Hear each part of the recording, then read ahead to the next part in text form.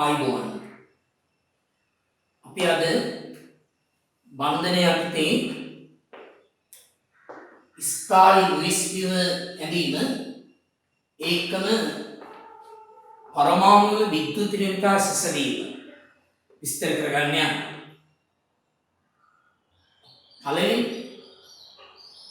පළවෙනි අපි ස්ථායි විශ්වීව අඳින්න යනවා. දෙවෙනි වීඩියෝ එකේදී මේ ස්ථායි විශ්වීව පියවර වලින් නිර්මාණය කරන ක්‍රමය ඊළඟට දැනුම යොදාගෙන එක පියවරකින් නිර්මාණය කරන ක්‍රමය විස්තර කරනවා. දැන් අපි මේ ස්ථායි විශ්වීව එක පියවරකින් නිර්මාණය කරමින් උත්තර කියන ක්‍රමයක එළඹෙන්න යනවා. මේ උදාහරණ බලන්න. මේ F3C NC ක්‍රමයට මේ පරමාණු සැකෙන්නේ කාබන් ක්ලෝරින් තුනක් වැනී තියෙනවා.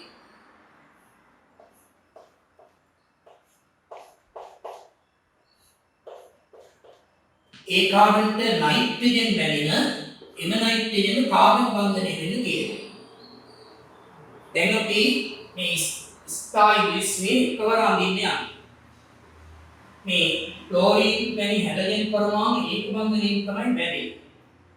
එහෙනම් මේ ඉතිරි එකසේ ඉලෙක්ට්‍රෝන යුගල් තුන මේ විදිහට. ක්ලෝරින් 7 වෙනි කාණ්ඩේ සංයුක්ත ඉලෙක්ට්‍රෝන 6යි සංයුක්ත ඉලෙක්ට්‍රෝන 7යි එයි එකසර වශයෙන් 6යි බන්ධනයේ ඉලෙක්ට්‍රෝනයයි. මේ ක්ලෝරින් දෙකක් ඒ ක්‍රමයට එකසර ඉලෙක්ට්‍රෝන 3 වෙනින් පවතිනවා. කාබන් 4 වෙනි කාණ්ඩයේ ආවර්තාවගේ සංයුක්ත ඉලෙක්ට්‍රෝන 4ෙන් බන්ධන 4ක් එකලා තියෙනවා. ඒ වගේම කාබන්ගේ අෂ්ටකයක් සම්පූර්ණයි. මෙන්න මේ NC බන්ධනය තමයි විස්තර කරගත යුතු. නයිට්‍රජන් සංයුක්ත ඉලෙක්ට්‍රෝන 5යි. එකවර කල්පනාවෙන්න ඉඳ තියෙනවා මෙතන දික්ක බන්ධනයක් කරන නයිට්‍රජන් එකසර ඉඳලා ගන්න. එතන මේ නයිට්‍රජන් සංයුක්තාකාරකයේ අෂ්ටකය සම්පූර්ණ වෙනවා. නමුත් කාබන් දික්ක බන්ධනයට ඉලෙක්ට්‍රෝන 4යි තව ඉතිරි 2යි සම්පූර්ණ වෙන්නේ නැහැ. ඒ හේතුවෙන් මෙතන මේ නයිට්‍රජන් වල තියෙන ඉලෙක්ට්‍රෝන වලින් එකක් දැන් නයිට්‍රජන් සංයුක්තය 5ක් තියෙනවා. ඒ පහෙන් මෙතන එකක් හවුල් වෙලා තියෙන්නේ. තව 4ක් තියෙනවා. ඒ 4න් එකක් කාබන්ට ලබා දී ආරෝපණය කරනවා. ඊළඟට ඉතිරි ඉලෙක්ට්‍රෝන තුලින් බන්ධන ත්‍රිත්වමාන. දැන් කාබන්ගේ ඉලෙක්ට්‍රෝන 3ක් මෙතෙන් හවුල් වුණා. ඉතිරිලා තියෙන තව ඉලෙක්ට්‍රෝනයක් නයිට්‍රජන්ගේ ලැබුණ එකක් ඒකට ඉදලක් වෙනවා. මේකට ස්ථායි විශ්වීව. අපි නයිට්‍රජන්ගේ BSCpR ඉලෙක්ට්‍රෝන එක රේඛීයයි. එන මේ නයිට්‍රජන් sp මෝල් කර්ණයක් ගන්නවා. අපි ඊළඟට NO2Cl අණුවට ඇදී හැකි ස්ථායි විශ්වීව දෙක අඳින්න යනවා. මේදී නයිට්‍රජන්ට ඔක්සිජන් පරමාණු දෙකයි Cl පරමාණු එකවර නිර්මාණය කරන්න යනවා. දැන් මේ Cl පරමාණු ඒක බන්ධනයෙන් Cl ආවර්තාවේ 7 වෙනි කාණ්ඩේ සංයුක්ත ඉලෙක්ට්‍රෝන 7යි එකක් හවුල් වුණා. මේ ඉතිරි 6 එකසර 3ක් වශයෙන්. ඔක්සිජන් බැඳෙන දික්ක බන්ධනය. ඉතිරි සංයුක්ත ඉලෙක්ට්‍රෝන 4 යුගල් දෙකක් වශයෙන්. ඔක්සිජන්ගේ සංයුක්ත අෂ්ටකය සම්පූර්ණයි. දැන් මේ ඔක්සිජන් එකත් අපි දික්ක බන්ධනයෙන් බන්ධනය කළොත් ඉතිරි ඉලෙක්ට්‍රෝන 4යි මේ 4යි 8යි මේ දෙකයි 10ක්. නයිට්‍රජන් සංයුක්තාකාරකයේ උපරිම ඉලෙක්ට්‍රෝන 8යි තිබෙන්නේ. ඒ නිසා මෙතන වෙන්නේ මේ නයිට්‍රජන් ළඟ තියෙන යුගලෙන් එකක් ඔක්සිජන්ට ලබා දී සංගත බන්ධනයක් ඇති වීම. මේක ඉලෙක්ට්‍රෝන ඔක්සිජන් ලැබෙනවා නයිට්‍රජන් දාන පණීරෙන් දැක්වෙන සංගත බන්ධනය. මේ අනිත් ස්ථායි දේශයේදී ඒක ඇත්තටම සම්ප්‍රයුක්ත වීමය. මේ ඉලෙක්ට්‍රෝන මෙතන ගමන් කරන විට ද්විත්ව බන්ධනය, මෙතනින් ඒක බන්ධනය. මේ තමයි අනිත් ස්ථායි ලුයිස් වීමය.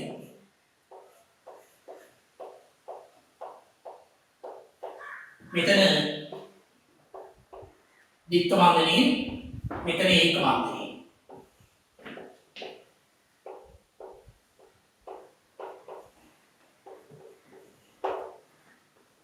මේවා සම්ප්‍රයුක්ත වීම. ඊළඟ තුන්වෙනි කොටස විදිහට මේ අණුක පරමාණු සැකිල්ල දක්වලා තියෙනවා. පරමාණු සැකිල්ල. පළවෙනි ඒ පරමාණු සැකිල්ලෙන් ස්ථායි විශ්වීර්ණ විඥාන. ස්ථායි විශ්වීර්ණ නිර්මාණය කරගෙන මෙන්න මේ පරමාණු හතර 1 2 3 4 වශයෙන් අංක කරගෙන ඒවයි තිබෙන VSCPR ඉලෙක්ට්‍රෝන ජ්‍යාමිතිය හැඩය මූලකරණය තීරණය කරන්න යනවා.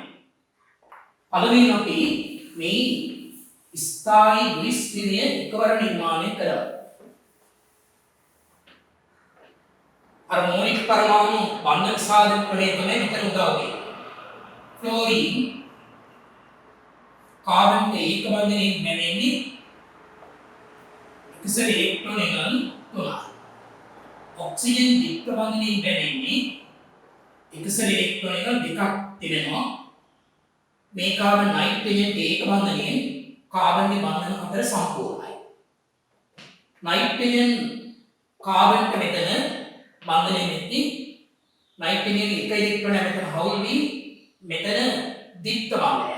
මොකද මේ පැත්තේ තව බන්ධනය ඇති කරන්න තියෙනවා. එහෙනම් මෙතන ද්විත්ව බන්ධනය ඇති වුණාම සංයුක්තා ඉලෙක්ට්‍රෝන මෙතන 2යි මේ 3යි යුගලක් ඉදෙන්නේ. කාබන්ගේ බන්ධන හතර සම්පූර්ණ වෙන මෙතන ද්විත්ව බන්ධනය. ඊළඟ සල්ෆර් වලට ක්ලෝරින් 2 ඔක්සිජන්. ක්ලෝරින් ඒක බන්ධන වලින් එක්සර් ඉලෙක්ට්‍රෝන 3යි මේ සල්ෆර් ඔක්සිජන් ද්විත්ව බන්ධනයෙන් මෙන්න ස්ථායි විශ්වීර්ණය. දැන් මේ වගුව සම්පූර්ණ කරන්න යන්නේ අපි මේක තමයි ඒ පළවෙනි කාබන් VSCPR ඉලෙක්ට්‍රෝන යුගල. VSCPR වේලන්සි ඉලෙක්ට්‍රෝන පෙයාර්. ඒ කියන්නේ සංයුක්ත ඉලෙක්ට්‍රෝන යුගල. සංයුක්ත ඉලෙක්ට්‍රෝන යුගල කියන්නේ සිග්මා බන්ධන යුගල සහ එකසර යුගල. පයි බන්ධනයට ඇතුළත් වෙන්නේ නැහැ. දැන් මේ කාබන් සිග්මා බන්ධන 1 2 3 මේ පයි බන්ධනය ඇතුළත් වෙන්නේ නැහැ. VSCPR තුනයි ඒ තුන පලීය ත්‍රිකෝණාකාර හැඩයෙන් තියෙන්නේ. ඉලෙක්ට්‍රෝන යුගල ඥාමිතිය පලීය ත්‍රිකෝණාකාර හැඩය පලීය ත්‍රිකෝණාකාරමයි. මේ වගේ ඉඳ තියෙන විට ත්‍රිකෝණාකාර කියන වචنين තීම අවශ්‍ය වෙනවා. මුහුම් කරණය පලීය ත්‍රිකෝණාකාර අවස්ථාවේ sp2 මේ නයිට්‍රජන් සිග්මා බන්ධන එකයි ඉස්සරෙකයි සංයුක්ත ඉලෙක්ට්‍රෝන යන VSCPR ඉලෙක්ට්‍රෝන තුනක්. ඉලෙක්ට්‍රෝන ඥාමිතිය පලීය ත්‍රිකෝණාකාර හැඩය පලීය ත්‍රිකෝණාකාර. මුහුම් කරණය sp2 නයිට්‍රජන්. මේ කාබන්ට සිග්මා බන්ධන දෙකයි එකසර නැහැ. සිග්මා බන්ධන දෙක රේඛීයව තියෙන්නේ. ඉස්සර සිග්මා බන්ධන දෙකයි හැඩය රේඛීය. හැඩය රේඛීය. ඉලෙක්ට්‍රෝනික ඥාමිතියක් රේඛීය. හැඩයක් රේඛීය. ඒක ඉස්සර ගන්නේ මුහුම් කරණය කපන කාබන්ගේ sp. සල්පාට සිග්මා බන්ධන තියෙනවා 4ක්. එක සැරේ ගන්නේ එහෙනම් BSCPR ඉලෙක්ට්‍රෝන යුගල් 4යි. ෆයි බන්ධනේ සැරකෙන්නේ එය චතුස්කලීය ඉලෙක්ට්‍රෝනික ජ්‍යාමිතිය චතුස්කලීය හැඩය චතුස්කලීය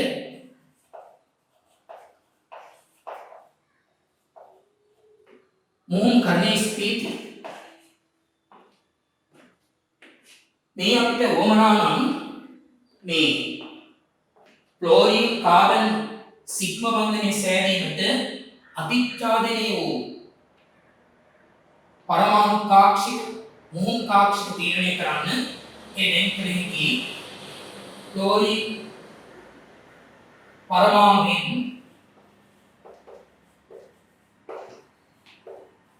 පරමාණුෙන් දෙක p කාක්ෂික O මේ ක්ලෝරින් වලට සිග්මා බන්ධනයේ එකසරේදල් තුනක් තියෙන එක ඉලෙක්ට්‍රෝනික ජ්‍යාමිතියේ චතුස්කලීය मुहुं करने sp3 O sp3 carbon sp2 सह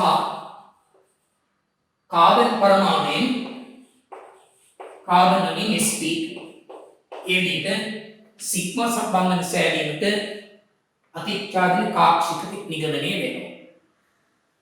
අපි ඊළඟට පරමාණු වල विद्युत ऋणता ससंगन मूलधर्मයට ඒ සඳහා මුලින්ම වටහා ගන්න මේ පරමාණු විද්‍යුත් ඍණතාවේ අර්ථය. විද්‍යුත් ඍණතාව කියන්නේ සංයෝග අණුවක බන්ධනවල පවතින ඉලෙක්ට්‍රෝන ඉගල් දැන් මේ බන්ධන ඉලෙක්ට්‍රෝන ඉගලක් තියෙනවා. එමේ ඉලෙක්ට්‍රෝන ඉගල් परमाणुවක් වෙද ඇතිවීමේ බලය තමයි විද්‍යුත් ඍණතාව කියන්නේ. සංයෝග අණුවක බන්ධන වෙන ඇති ඉලෙක්ට්‍රෝන ඉගල් පරමාණුවක් වෙද ඇතිවීමේ බලය විද්‍යුත් ඍණතාව. ඒ විද්‍යුත් ඍණතාවයේ අඩු වැඩි වීම තීරණය වෙන පළවෙනි සාධකය පරමාණු විශේෂයෙන්ම මධ්‍ය පරමාණු මුහුන් කරණය. මුහුන් කරන සමාන නම් ඒ පරමාණුට තිබෙන ආරෝපණය එවනත ඔක්සිකරණ තත්ත්වයේ සැසඳී යුතුයි. ධනාරෝපණ තියෙනවා නම් ඉලෙක්ට්‍රෝන එක රැඳෙනීමේ බලය වැඩි වී විද්‍යුත් ඍණතාව ඉහළ යනවා. ධන ඔක්සිකරණ තත්ත්වය කියන විට ඉලෙක්ට්‍රෝන රැඳෙනීමේ බලය වැඩි වී විද්‍යුත් ඍණතාව ඉහළ යනවා. එවනම් විද්‍යුත් ඍණතාවය තීරණය කිරීමට පළවෙනි සාධකය තමයි පරමාණුයි මුහුන් කරණය.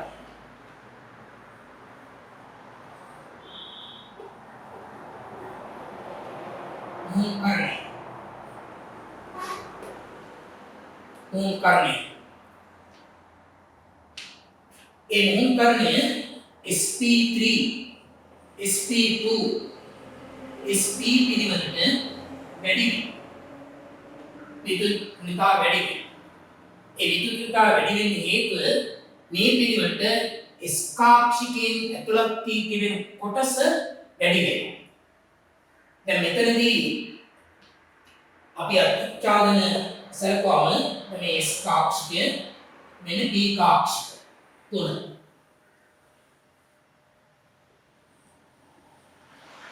මේකේ S මේකේ P කාක්ෂික තුන sp3 මුහුන් කරන්නේ S කාක්ෂික P කාක්ෂික තුනේ මිශ්‍ර වී හතරට බෙදෙනවා. මේ යම් පරමාණුවක් sp3 මුහුන් කාක්ෂික හතරක් වෙනවා. මේ විදිහට හතරක් වෙනවා. ඒ හතරට S කාක්ෂිකයෙන් හතරෙන් එකක් ඇතුල් වෙනවා. sp2 වලදී S එක්ක මිශ්‍ර වෙන්නේ p2. මිශ්‍ර වී ඇති වෙනවා sp2 මුහුන් කාක්ෂික 3ක්. ඒවා තලීය ත්‍රිකෝණාකාරයි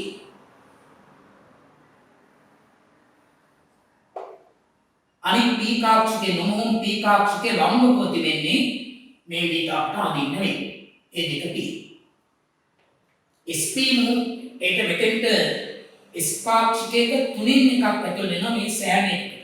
මේ තුනට. මොකද එතනදී S කාක්ෂික තුනට බෙදෙනවා. SP වලින් S එක්ක P එකක් මිශ්‍ර වී මූලකර්ණය වෙන්නේ. ඒට SP මූල කාක්ෂික දෙකක් එනවා. රේඛීයව තියෙනවා.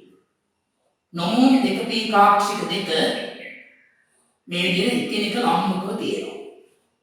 මේ SP මූල කාක්ෂිකට S වලින් භාගයක්ම ඇතුළත තියෙනවා. ඒ කියන්නේ S ගුණය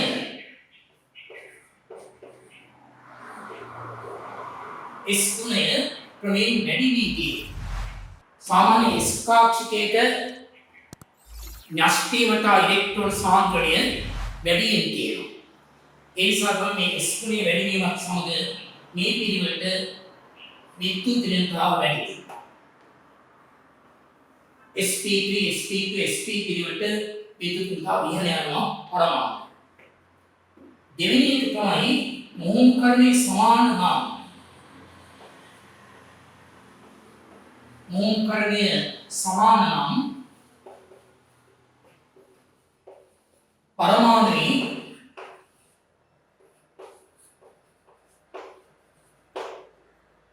ධන ආරෝපණ හෝ ධන ඔක්සිකරණ තත්ත්ව සැසදී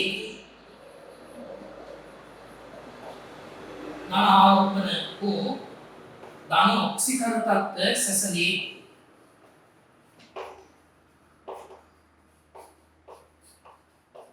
ඔක්සිකරණ තත්ත්ව සැසදී ධන කිවරේට ඉලෙක්ට්‍රෝන ඇදගෙනීම බලය වැඩි වීමෙන් විද්‍යුත් ඍණතාවය ඉහළ යනවා. අපි දැන් උදාහරණ බලමු.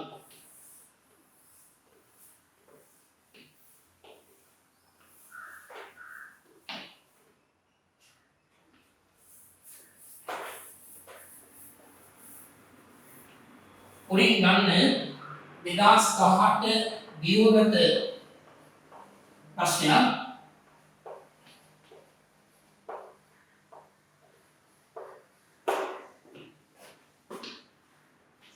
මෙන්න මේ සංයෝගය ඇතුළත් වෙනයි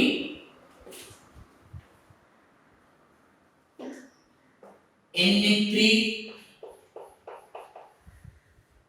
NOCl NO2Cl Na4 දාන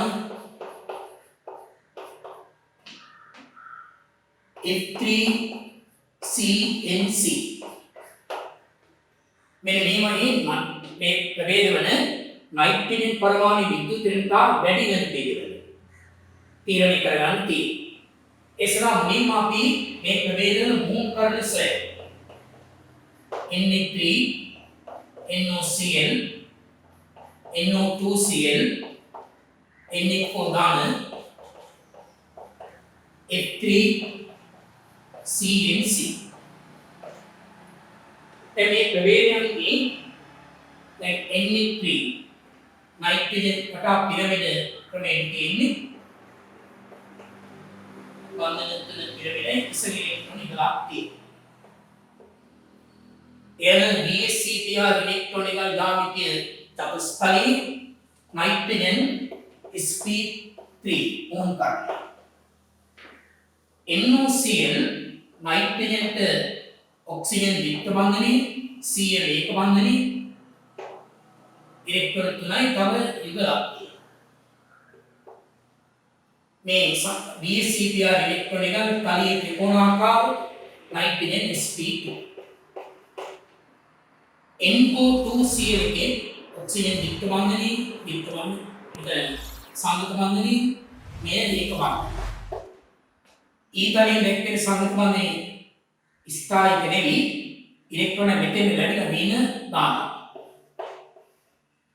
මේක මෙතන VSCPR ඉලෙක්ට්‍රෝන එක පරිදි ත්‍රිකෝණාකාර නයිට්‍රජන් sp2 නමුත් ඒ ධන ආරෝපණයක් තියෙනවා.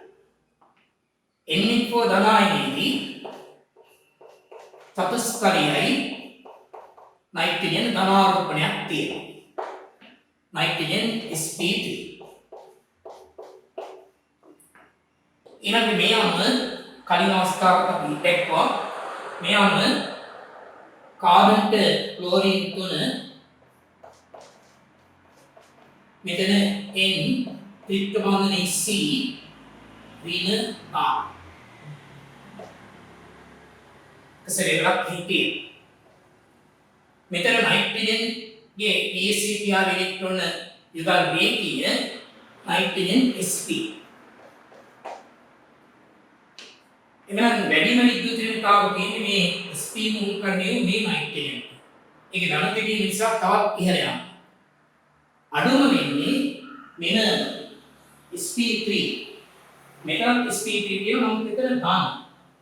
එහෙනම් පිළිවෙල මේක විද්‍යුත් ඍණතාව වැඩි වෙන පිළිවෙල මුලින්ම Na3 ඊළඟට Na4 දාන ඊළඟට මේ sp2 දෙන්නෙක් ඉන්නවා මේ ධනාරෝපණය කියන එක වැඩිම වෙනවා එහෙනම් මෙතෙන්ද NOCl ඊළඟට NO2Cl වැඩිම F3CNC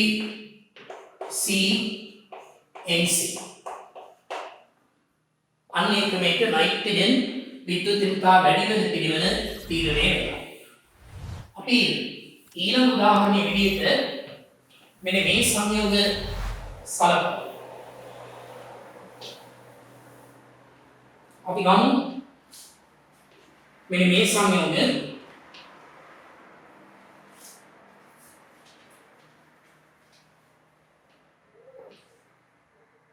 HCl2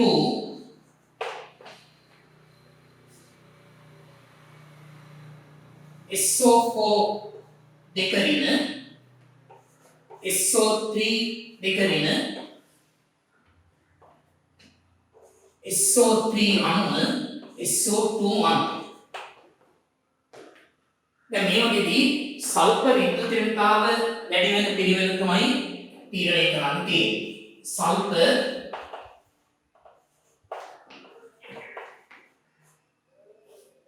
විද්‍යුත් ඍණතාව වැඩි වෙන පිළිවෙල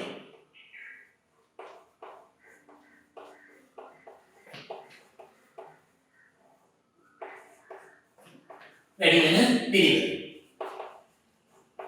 ඒක අපි සොයාගන්න යනවා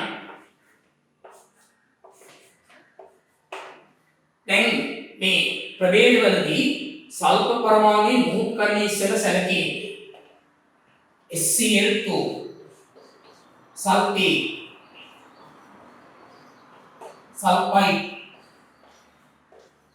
SO3 SO2 HCl2 අනේදී සල්ෆර් වලට බන්ධන දෙකයි Cl එක බන්ධන එකසරේන දෙක සල්ෆර් සමීකරණ ඉලෙක්ට්‍රෝන 9 මේ දෙක 4යි 5යි 6යි BSCpR ඉලෙක්ට්‍රෝන युगल जामितीय sp चतुष्टयी सल्फर sp3 मुहूर्त कर दिए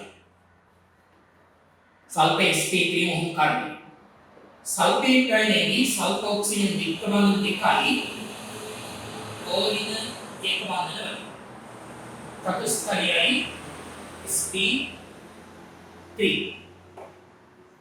सल्फाइड सल्फर ऑक्सीजन विक्रमण दिखाई විද්‍යමාන එකයි ඕරිනායන ඒක බඳුනගනි එක සැරේ කරා සල්ෆර් ඉලෙක්ට්‍රෝන 6 1 2 3 4 ඉතිරි දෙක යක් BSCpR ඉලෙක්ට්‍රෝන එක චතුස්තනීය මුම් කරණය sp3 ඊළඟ SO3 අණුවේදී සල්ෆර් ඔක්සිජන් විද්‍යමාන තුනක් තියෙනවා तली त्रिकोणाकार मूलकर्णी sp2 SO2 अनेदी सल्फर ऑक्सीजन दिक्तबंध दिखाई एक सरेगा sp2 then මේ තුනම sp3 මේ දෙක sp2 sp2 එකේ විද්‍යුත් ඍණතාව වැඩි පිළිවෙල සොයා ගන්න. ආරෝපණ උපත් පේන්නත් නැහැ. ඒක අපි සලකන්නේ සල්ප ඔක්සිකරණ තත්ත්වය. ඔක්සිකරණ තත්ත්වය. මෙතනදී සල්ප ධන 2, සල්පේට්‍රයිනේක ධන 6, සල්ෆයිඩ් එක ධන 4, SO3 වන ධන 6, SO2 වන ධන 4. එහෙනම් විද්‍යුතින්තාව මේ දෙකේ තමයි වැඩිම, මේ දෙකේ වැඩිම, මේ ඔක්සිකරණ තත්ත්වය වැඩි කී ඉහළම වෙනවා. එහෙනම් ඉහළම ඉන්නේ SO3. මෙතන SO. අඩුම ඉන්නේ sp3 වෙන ඔක්සිකරණාංකය අඩු එක. ඊළඟ ධන 4 එක සල්ෆයිඩ්, ධන 4 එක සල්ෆයිඩ් SO3 දෙකකින් ඊට වැඩි සල්ෆේට්. අන්න ඒක මේක මොහොන්කරණයේ ධනාරෝපණ නැත්නම් ඔක්සිකරණ තත්ත්ව සලකමින් පරමාණු වල විද්‍යුත් විතාසස වීමට උරුපුරුදු වෙන්න ඕන. උත්සාහ කරන්න.